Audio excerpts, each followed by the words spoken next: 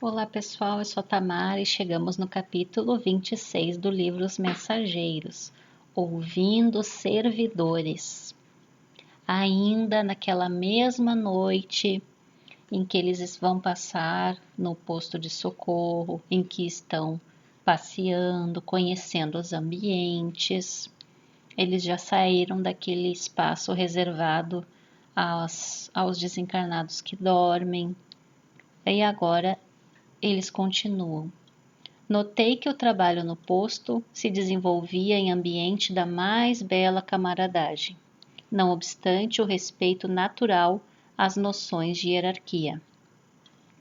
Enquanto palestrávamos animadamente, Ismalha recebia servidoras numerosas, em atitude verdadeiramente maternal, embora muitas mostrassem o rosto envelhecido, parecendo a voz da esposa do administrador. Aniceto nos ministrava lições de vulto, extraídas de circunstâncias aparentemente inexpressivas. E Alfredo recebia os colaboradores de todas as condições, não só com espírito de solidariedade, mas também de imenso afeto. Ria-se carinhosamente ou fornecia pareceres, sem o mínimo gesto de impaciência ou irritação. Aquele clima de concórdia fazia-me enorme bem. Tudo respirava ordem e compreensão, bondade e harmonia. A atitude paterna do administrador do posto de socorro, expressa em energia e amizade, organização e entendimento, atraía-me com força. Pedi permissão ao nosso orientador para ouvir os esclarecimentos prestados àqueles numerosos cooperadores. Aproximei-me impressionado. E antes da gente passar ao próximo slide, vamos só fazer uma recapitulação aqui. André Luiz está percebendo uma relação de camaradagem entre os trabalhadores, os servidores, com o administrador, um clima de concórdia. Ele percebe que tem as noções de hierarquia, de respeito. E aí vamos usar esse pequeno pedaço do capítulo para nos analisarmos. Como nos relacionamos no ambiente em que nós trabalhamos, vamos no centro espírita ou na igreja, como nos relacionamos? É um clima de concórdia? Eu propago um clima de concórdia porque a gente não está aqui para avaliar os outros, estamos para nos autoavaliar. Estabelecemos uma relação de camaradagem, temos paciência ou nós demonstramos impaciência quando alguém vem conversar com a gente, uma irritação. Temos o respeito à hierarquia, seja no trabalho, seja em casa, seja no centro espírita, ou nós criticamos, julgamos, achamos que fazendo de outro jeito é melhor. Um ponto aqui para a gente refletir. Nesse momento, um colaborador de maneiras simpáticas dirigia-lhe a palavra com grande interesse. Tratava-se de um velhinho de humilde expressão, que lhe falava com mostras de justo respeito. E o senhor recebeu as notícias? Sim, Alonso. Nossos mensageiros cientificaram-me dos detalhes mínimos. Sua viúva continua muitíssimo acabrunhada. Os filhinhos gozam saúde, mas permanecem na mesma ansiedade por motivo de sua ausência. O velho, que parecia muito bondoso, esboçou um gesto de confirmação e acrescentou: tenho sentido tanta falta deles. Nos olhos transparecia a tristeza resignada de quem deseja alguma coisa, medindo a extensão dos obstáculos. Você, porém, Alonso, não deve angustiar-se. Sei que está trabalhando agora pelo futuro da família. Na terra, na qualidade de pais, conseguimos movimentar muitas providências a favor dos filhos.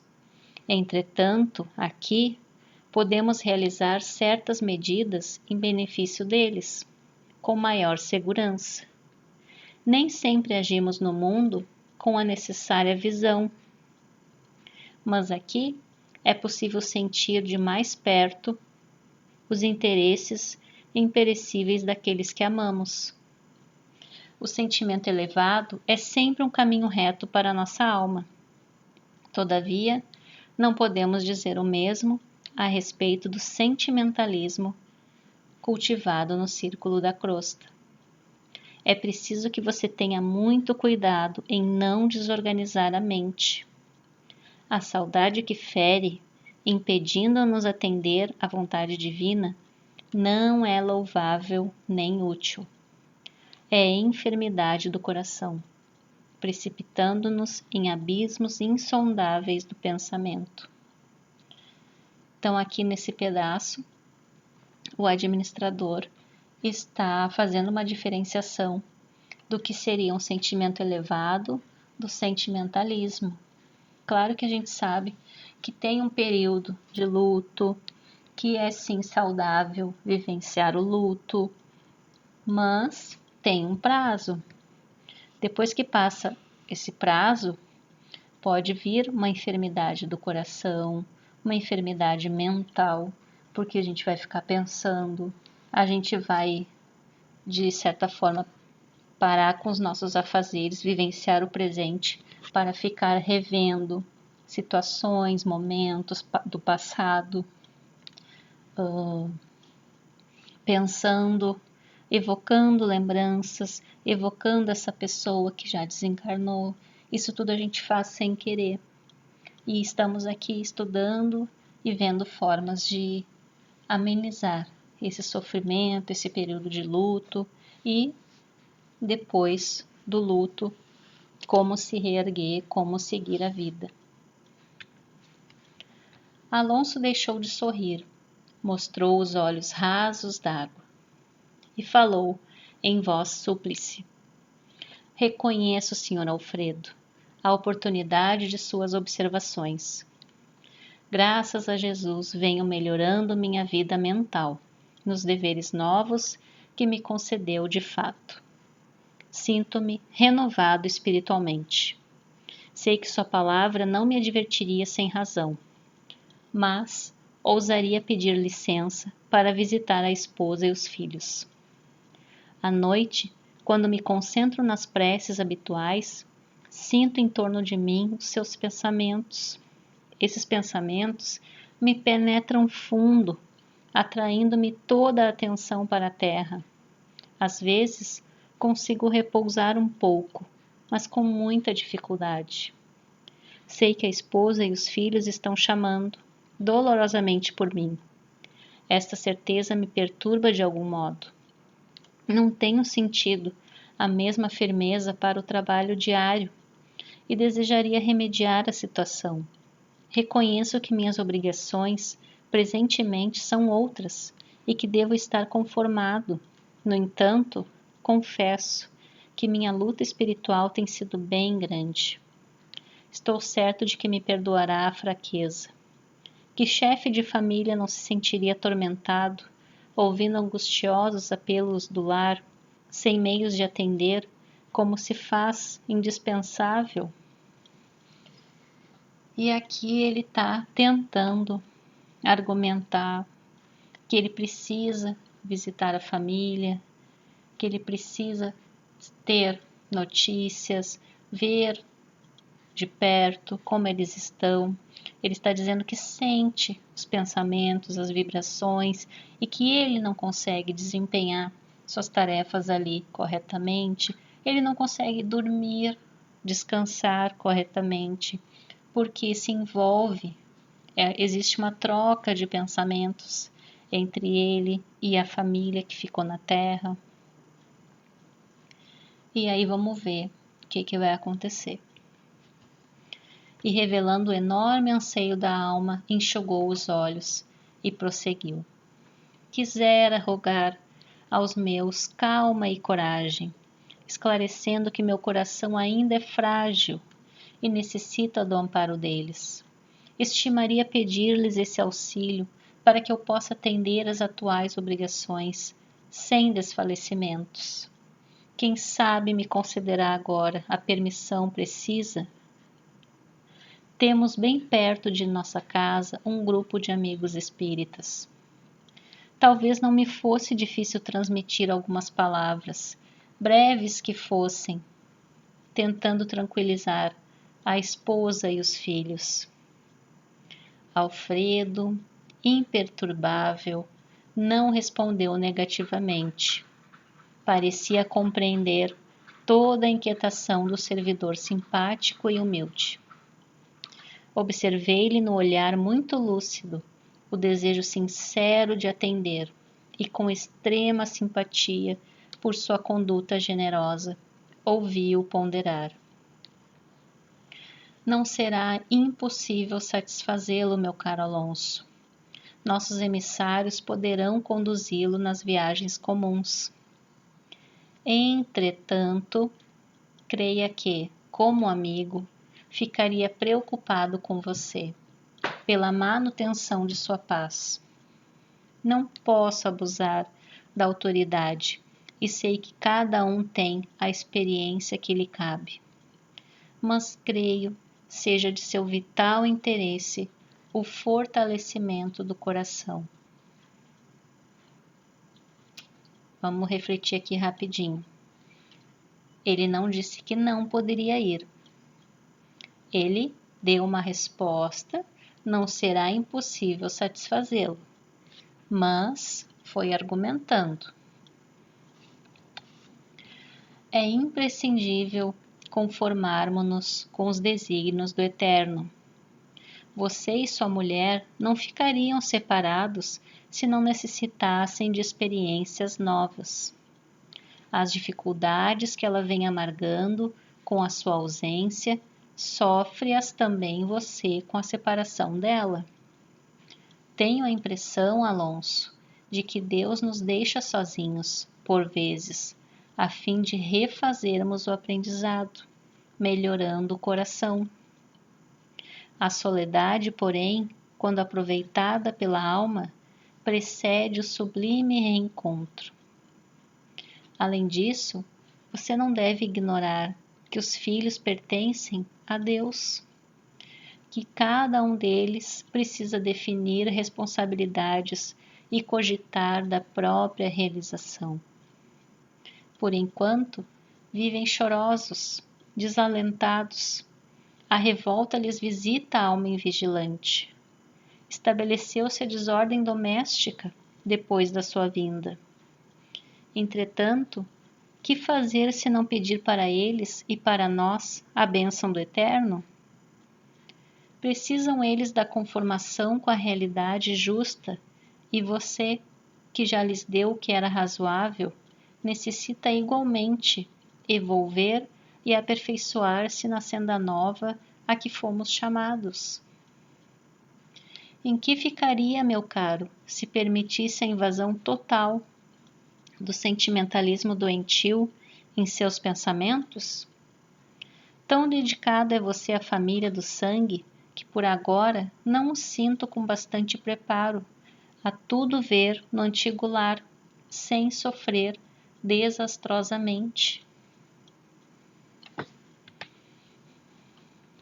Há tempos autorizei a visita de 2 colegas nossos à esfera da crosta, a fim de reverem as viúvas e abraçarem de novo os filhinhos. Mas foram tão violentamente surpreendidos pela situação que não puderam voltar aos seus deveres aqui, lá ficando agarrados ao ninho que haviam abandonado. Não vigiaram o coração convenientemente. Ouviram em demasia o pranto dos familiares terrestres. Envolveram-se nos pesados fluidos do clima doméstico e, passada a semana de licença, não conseguiram erguer-se ao regresso. Estavam como pássaros, aprisionados pelo visgo das tentações. Os encarregados do noticiário particular voltaram ao posto sem eles, com grande surpresa para mim. E, francamente, não sei quando poderão reassumir as funções que lhes cabem. O prejuízo de ambos é muito grande. E aí, depois de pequena pausa, Alfredo rematou: os voos de grande altura pedem asas fortes. Alonso, que ouvia tudo,